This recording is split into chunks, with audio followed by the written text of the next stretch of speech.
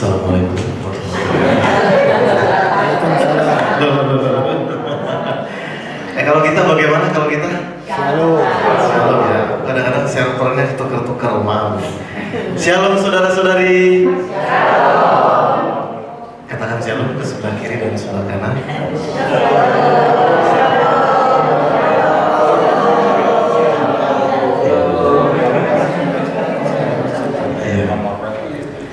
Bapak Ibu, saudara-saudari yang terkasih, seorang pemuda kesian ya, dia bercerita kepada saya. Kalau kita kan gini enak ya, saya bilang shalom, Bapak Ibu menjawab shalom.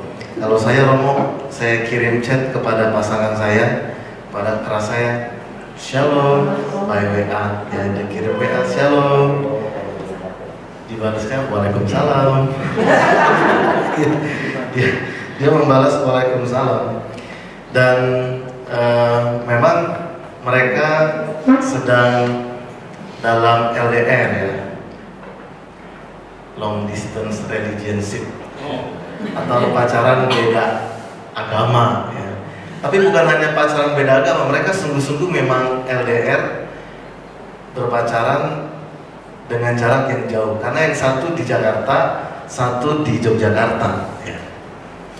Saya sebelum tugas di Paroki Kutabumi ini, saya mendampingi anak-anak muda yang ada di Jaksel ya, atau di Jakarta Selatan.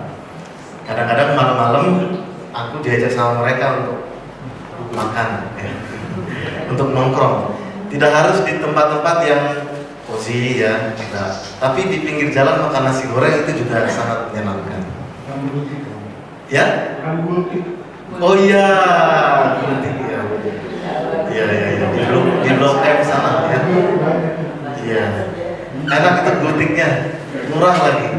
Saya bisa kalau makan gultik gulai tikungan. Ya gulai tikungan, kebanyakan gulai tikungan gitu ya. Di Panglima Polim sana.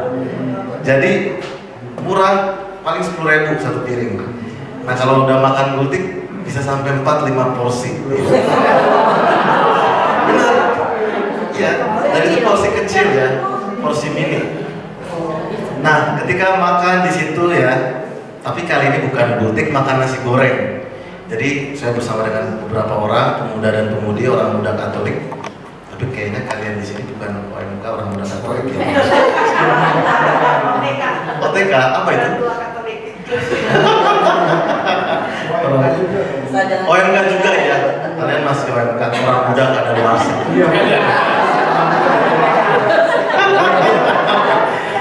Ya saya ngobrol-ngobrol dengan OMK ini yang lagi LDR ini. Jadi abang nasi gorengnya baik, dia ingin memberikan pelayanan yang prima ya. Jadi bisa custom gitu. Dia tanya, abang nasi gorengnya tanya kepada mas-mas ini, mas-mas Jawa ya. Mas, ini telurnya dipisah apa dicampur? Kata si abang nasi goreng, tanya kepada pemuda Katolik ini. Lalu si masnya menjawab, dipisah aja bang. Nah si abang nasi gorengnya terheran-heran kan, dan bertanya lagi kepada si masnya, loh mas, kenapa telurnya dipisah? Terus si mas-masnya itu anak muda WMK ya, mas-mas Jawa itu berkata begini kepada abang nasi gorengnya, iya mas, iya bang, dipisah aja daripada bersama tapi nggak pernah diajak bicara.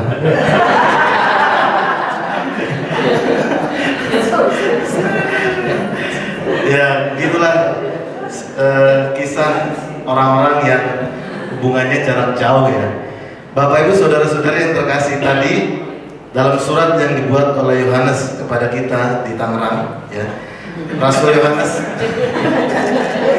Yohanes bilang kepada kita tentang bahwa Allah itu tidak bisa kita lihat pada dasarnya. Dan dia dengan tegas mengatakan tidak ada seorang pun yang pernah melihat Allah. Sebelum Yesus datang ke dunia sebagai Immanuel, sebagai Allah yang sangat dekat, yang menyertai kita, hubungan kita dengan Tuhan itu LDR ya, sungguh-sungguh jarak jauh. Dia bersabda dengan perantaraan para nabi, dia bersabda dengan perantaraan raja-raja, dia memberikan dekalog 10 perintah Allah, tapi tetap aja manusia double degil ya, atau tidak setia. Jadi ada jarak yang tidak terjembatani antara Allah dengan manusia karena dosa yang kita buat, karena ketidaksetiaan kita, karena kekeliruan kita.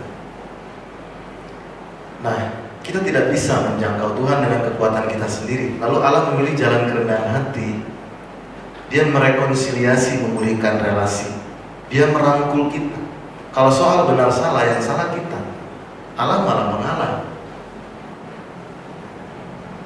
Dia memilih untuk memulihkan relasi, menjangkau kita, merangkul kita. Bukan soal benar salah, tapi dia ingin kita selamat. Maka dia memilih untuk turun kan, mengosongkan diri dan menjadi sama dengan kita manusia. Motifnya adalah kasih.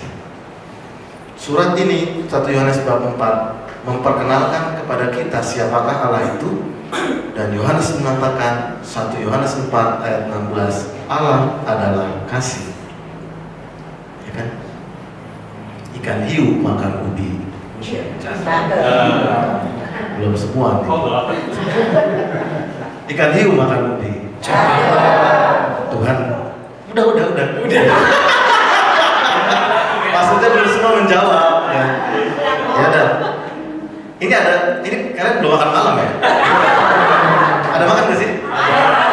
Mau makan dulu apa? Kayaknya lapar banget tuh pada ya. Ikan hiu makan ubi.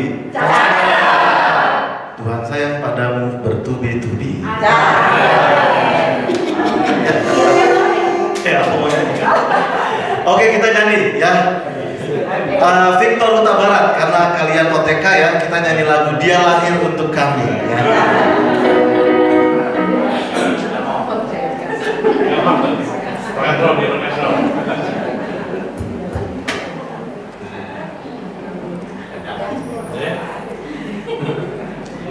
Dia lahir untuk kami, dia mati untuk kami, dia bangkit untuk kami semua. Dia itu firman Allah yang turun ke bumi menjadi sama dengan manusia, persis seperti yang kita rayakan sekarang dalam Natal Perduki ini. Oke? Dia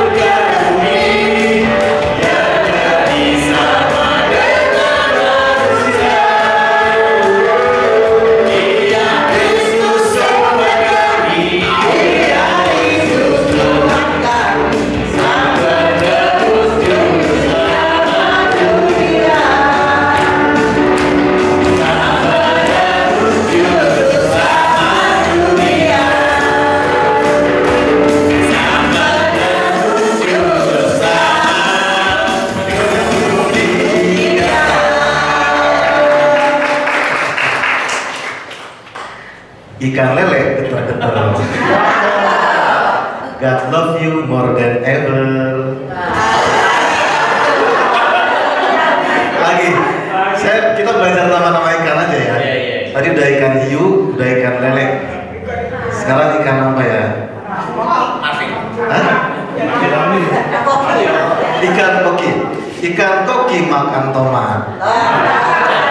I love you tomat. Ya begini, coba berikan love ke sebelah kiri dan sebelah kanan. Karena Bapak Ibu, Allah adalah kasih ya. Allah adalah kasih. Kita mengasihi dalam Kristus.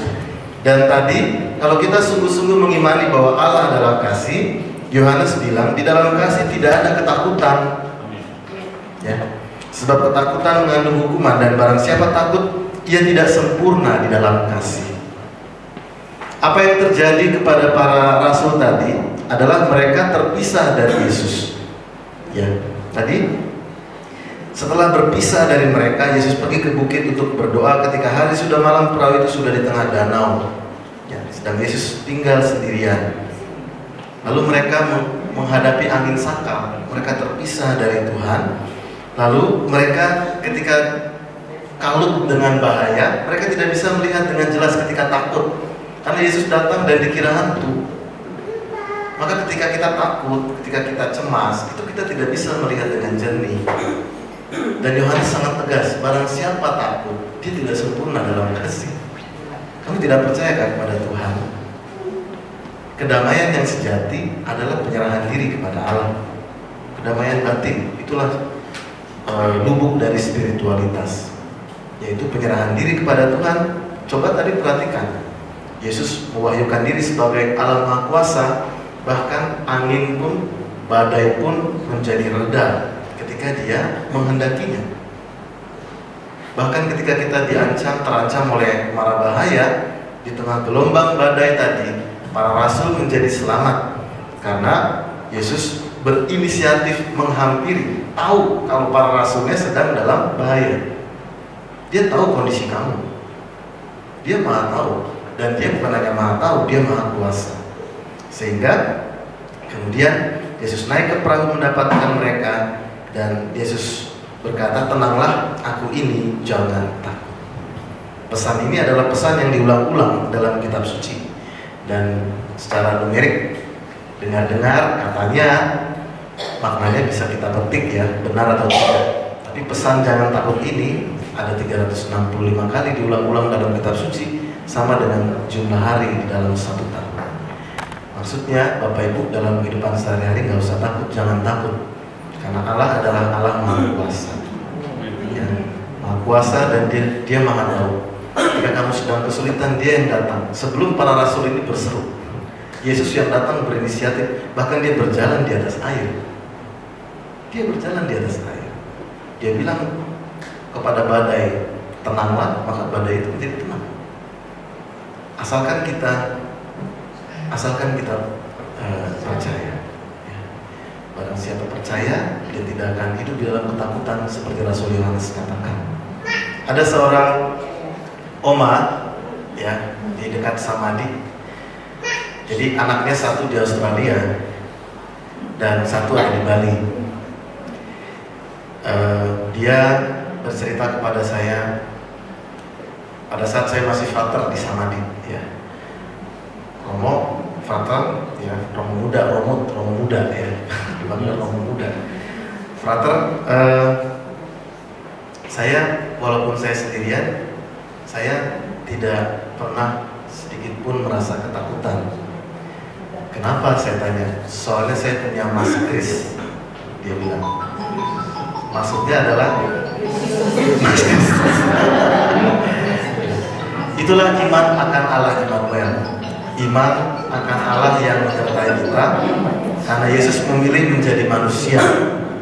Allah tidak lagi jauh, dia sangat dekat, dan dia ingin solider kepada kita, merasakan hidup di tengah keluarga, jadi anak tukang kayu, merasakan ditolak oleh banyak orang, merasakan dikhianati dan sebagainya. Dia ingin solider bersama dengan kita semua.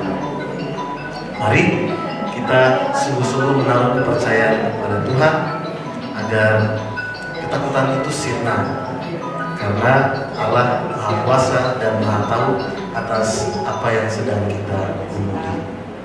Mari kita hening sejenak.